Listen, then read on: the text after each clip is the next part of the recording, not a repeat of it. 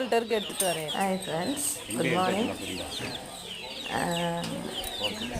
கோடி இன்னைக்கு எப்படி வந்துட்டு அந்த முடியெல்லாம் எடுக்கிறாங்கன்னு பார்த்தீங்கன்னா, மேலே நல்லா கட்டிக்கிட்டு